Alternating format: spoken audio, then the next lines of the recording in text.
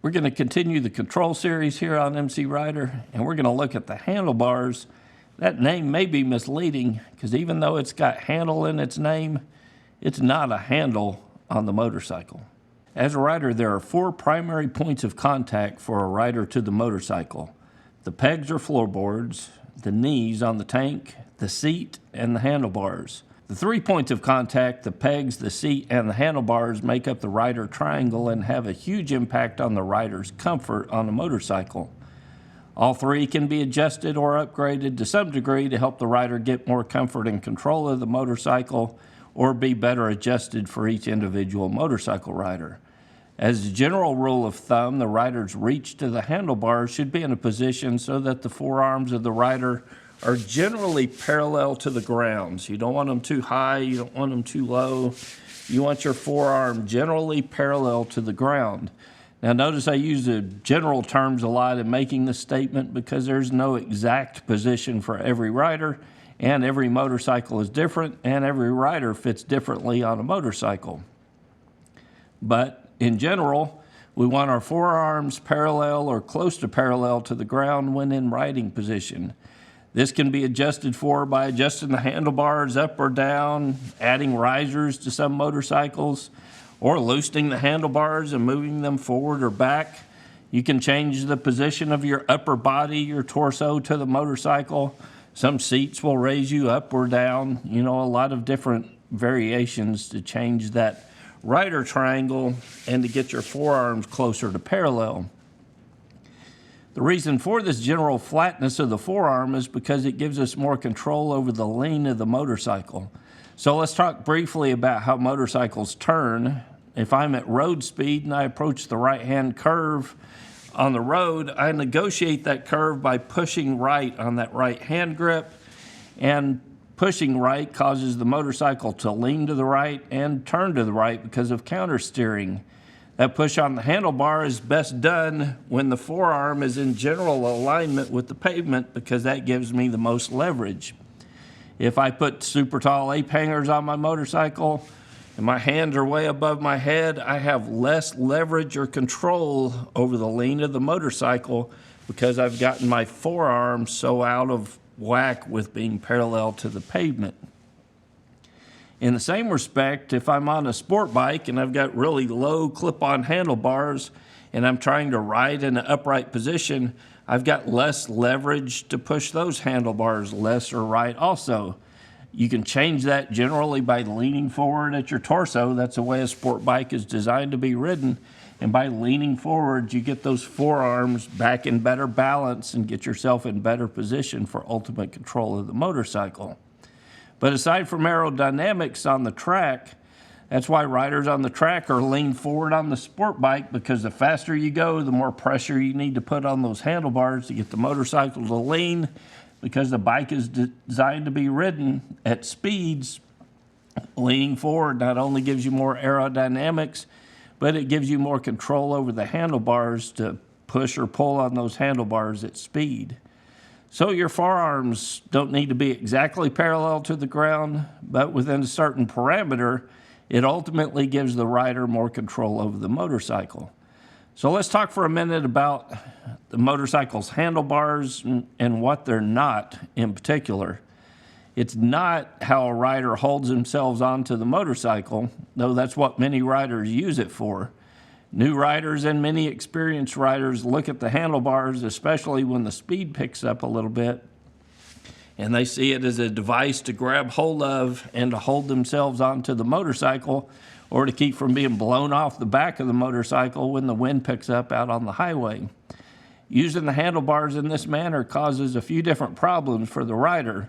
First, it causes fatigue because we tense ourselves up. You know, our hands and our wrists, forearms, and our shoulders tense up. And you can see that on a new rider, especially when they're tensed up out on the parking lot and their upper body is very rigid and they're holding onto those handlebars tightly. Generally makes them more fatigued. They start getting that tingling that a lot of riders complain about in their hands and wrists. It's because they've got that death grip on the grips or the handlebars, and they start to get tightness in their neck and shoulders because they're holding on so tightly. But perhaps an even bigger problem is it doesn't allow the motorcycle to self-adjust to changes in pavement on the road surface. Have you ever ridden a motorcycle over a grooved surface, where they have the grooved lines cut into the pavement before they're getting ready to resurface a road is where you see it in particular. These small grooves cause some wiggle in the front tire of the motorcycle. An inexperienced rider will feel that wiggle and they'll think, man, that's not normal. The front tire shouldn't be doing that. And they tighten up their grip. They tighten up the grip on their handlebars. They tighten their shoulders and their elbows up on the handlebars to keep that tire from wiggling back and forth. So what's actually happening is the front tire is self-adjusting to the pavement and it's helping keep the motorcycle upright. What we do when we tighten our grip up is we not only make ourselves more fatigued as a rider, but we work against the motorcycle and we make the problem worse. If we maintained a light grip on the handlebars, the front tire would move back and forth, but that wouldn't be transferred back to our body and ultimately back further into the motorcycle. Motorcycle may drift left or right a little bit as it's adjusting, but it will generally correct and keep us going in a straight line. When we tighten our grip, we make that same wiggle from the front tire now transferred into our arms, into our shoulder, down through our torso and into the seat and the rest of the motorcycle. If it gets too much shake because we grab even harder, we might even make the situation worse by applying the front brake. That drives the front tire further down into those grooves, creates more feedback through the handlebars to the rider, and makes the situation even worse. That same principle is true when riding on a gravel road or other times when the road is not perfectly smooth or flat. By having that really tight grip on the handlebars, we make the situation worse. But if we have that relaxed grip on the handlebars, the motorcycle would self-correct, it would stay upright, and we would be moving on our way with very little drama. But how can we tell if we're not relaxed with our grip on the handlebars? Well, one source of feedback is that tingling or tension or fatigue that you'll feel in your hands and your wrists, forearms, and shoulders. So if when you ride, you get off the motorcycle and, man, your upper body just feels really tense, it's probably because you're holding on too tightly. Another test that we can perform when we're actually out on the road is here with our elbows. So a lot of riders, you see them, they've got a really tight grip and their hands or arms are locked out on the grips of the handlebars. And if they try to rotate their arms, it looks like this.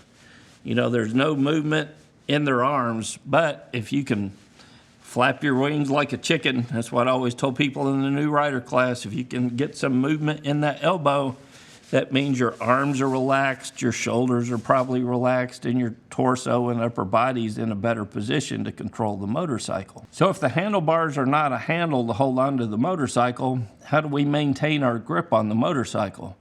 Well, remember at the beginning of this video, we mentioned 4 primary points of contact with the motorcycle.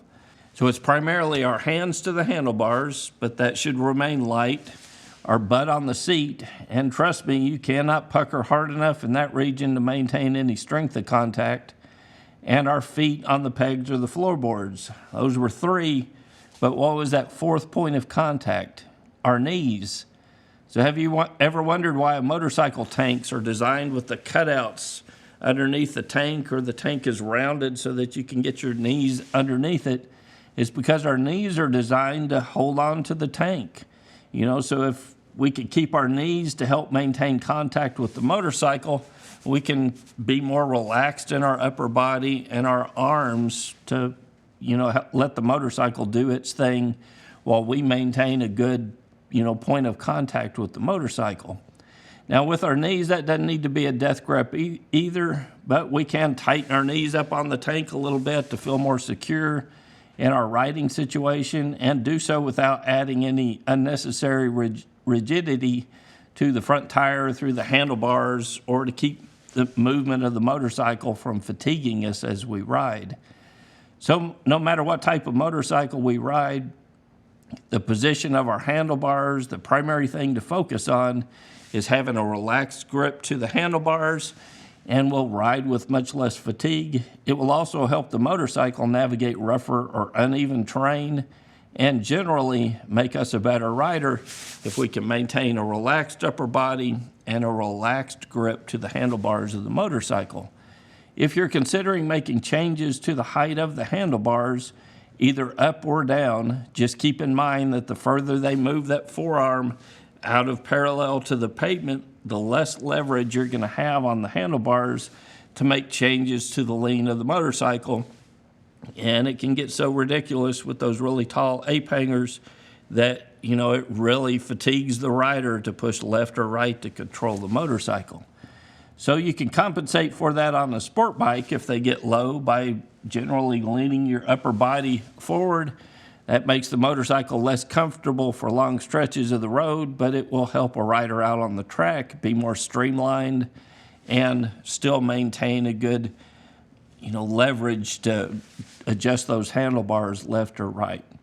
So if you enjoyed this video or anything I'm doing here at MCrider, I hope you'll consider becoming a member at mcrider.com/member.